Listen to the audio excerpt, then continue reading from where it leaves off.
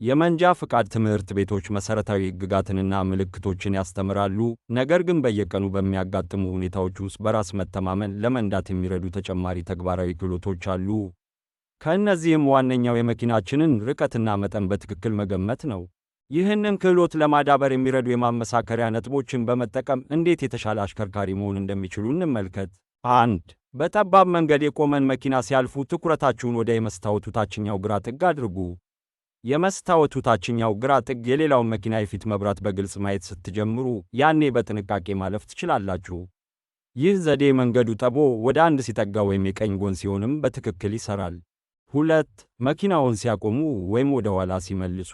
መኪናውን ሲያቆሙ ከፊቶ ደረጃ ካለ አይኖን በኋላ መመልከቻ መስታወቶ ላይ ያድርጉ። የመስተዋቱ ታችኛው ጫፍ ከደረጃው የላይኛው ጫፍ ጋር ሲገጣጠም የመኪናው የፊት ክፍል ከደረጃው 30 ሴንቲሜትር ያህል ይርቃል። ወደ ኋላ ሲመለሱ ከኋላው ደረጃ ካለ የፊት ለፊት በር እጀታውን በመስታወቱ ውስጥ በደንብ ይመልከቱ። የፊት ለፊት በር እጀታው መሃል ከደረጃው ጋር ሲገጣጠም የመኪናው የኋላ ክፍል ከደረጃው በትክክል 30 ሴንቲሜትር ይርቃል።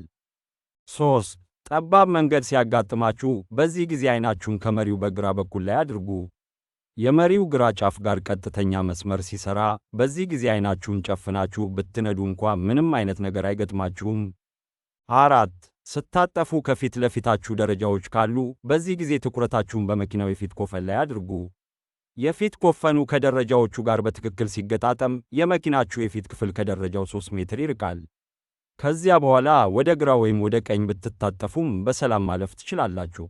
5. ስታጠፉ ከፊት ለፊት መኪና ሲኖር በዚህ ጊዜ አይናችሁን በፊት ኮፈኑ ላይ አድርጉ።